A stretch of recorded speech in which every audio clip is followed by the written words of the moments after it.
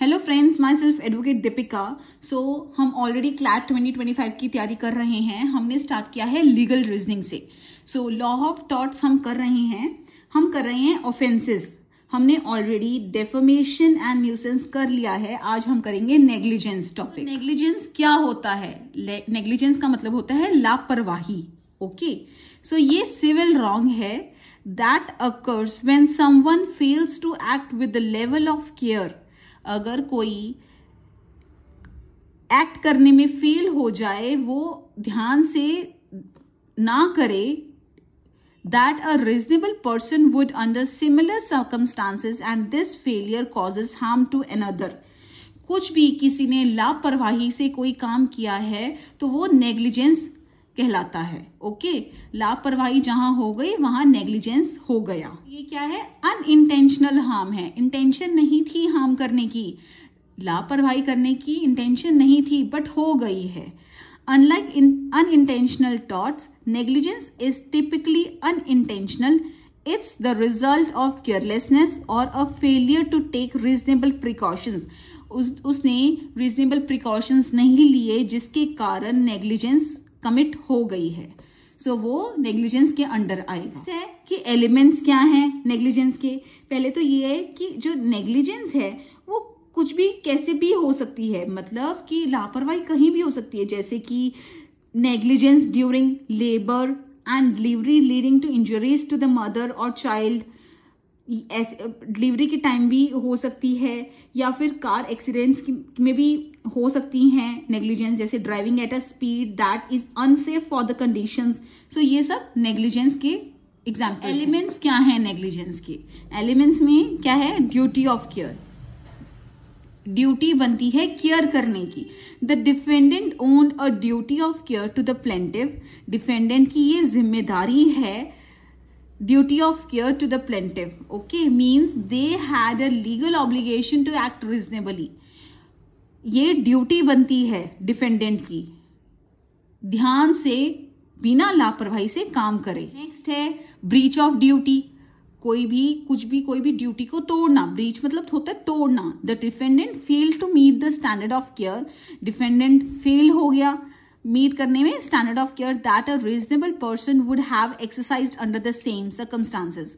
तो जो डिफेंडेंट है उसने जो भी ड्यूटी करनी थी उसको उसने तोड़ दिया, वो फेल हो गया अपनी ड्यूटी निभाने में। नेक्स्ट है causation. The defendant's breach of duty was the direct cause of the plaintiff's harm. Causation मतलब होता है cause effect relationship.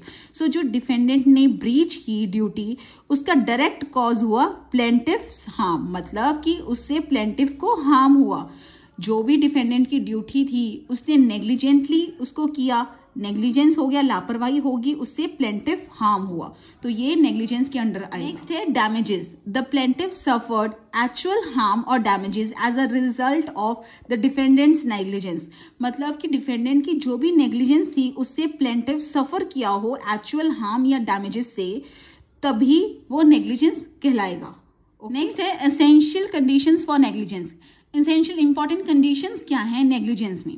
Defendant was under a duty of care to plaintiff. मतलब कोई ऐसी ड्यूटी दी हो प्लेंटिफ ने जिससे कि वो निभाने में नाकामयाब रहा हो। So defendant was under a duty of care to the plaintiff.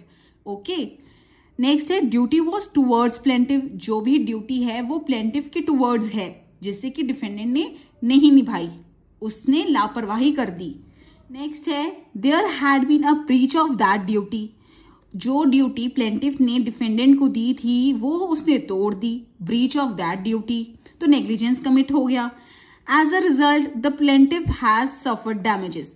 तो उसका रिजल्ट क्या हुआ कि प्लेंटिफ ने डैमेजेस सफर किए। सो कि जो प्लेंटिफ है उसने डिफेंडेंट को कोई ड्यूटी दी हो जिसे कि डिफेंडेंट की ड्यूटी बनती थी कि ड्यूटी ऑफ केयर से प्लेंटिफ की वो ड्यूटी करे, बट उसने ब्रीच कर दी वो ड्यूटी, तो उसका रिजल्ट क्या हुआ कि प्लेंटिफ हैज सफर्ड डैमेजेस, जिससे कि प्लेंटिफ को डैमेजेस से सफर करना पड़ा, तो ये नेग्लिजेंस बन गया। ओके, तो लापरवाही की डिफेंडेंट ने जिससे कि प्लेंटिफ को हार्म हुआ, उसको डैमेजेस सफर करने पड़े, तो वो नेग्लिजेंस हुई। नेक्स्ट है कि डिफेंसेस फॉर नेग्लिजेंस। डिफेंडेंट अब क्या क्या डिफेंसेस ले सकता है इसके बिहाफ पे? डिफेंडेंट क्या डिफेंसेस लेगा? पहला है contributory negligence by the plaintiff, मतलब कि प्लेंटिव की खुद कॉन्ट्रीब्यूशन थी. Means that when the immediate cause of the damage is the negligence of the plaintiff himself, the plaintiff cannot sue the defendant for damages and the defendant can use it as a defense. This is because the plaintiff in such a case is considered to be the author of his own wrong. मतलब इसमें plaintiff की भी contributory negligence थी. ये नहीं कि defendant गलत है सारा, जो प्लेंटिफ ने सफर किए डैमेजेस उसकी खुद की गलती की वजह से उसने डैमेजेस सफर किए हैं. सो यहाँ पे डिफेंडेंट की गलती नहीं है, तो यहाँ पे डिफेंडेंट डिफेंस ले सकता है contributory negligence by the plaintiff. Next defendant defence ले सकता है एन एक्ट ऑफ गॉड, मतलब गॉड ने कुछ एक्ट किया तो यहाँ पे मेरी गलती नहीं है. Example extraordinary rainfall, storm etcetera, ये किसी के हाथ में नहीं है, तो यहाँ डिफेंडेंट की गलती नहीं मानी जाएगी. An act of God is a direct, violent and sudden act of nature which by any amount of human foresight could have been foreseen, and if foreseen could not be by any amount of human care and skill have been resisted.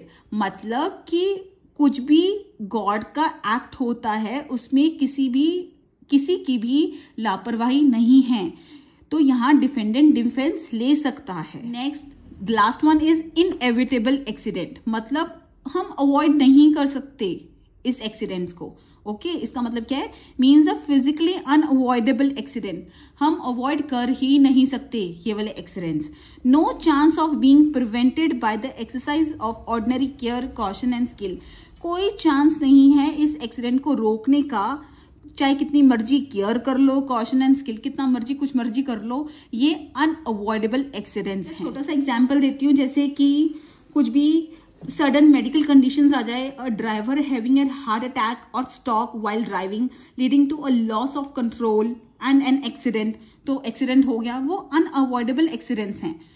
सो ये negligence नहीं हुई. आज हमने किया negligence होता क्या है, elements क्या हैं इसके, एसेंशियल कंडीशंस क्या हैं, और डिफेंसेस क्या है कि डिफेंस कौन कौन से डिफेंडेंट ले सकता है. So I hope you like this lecture.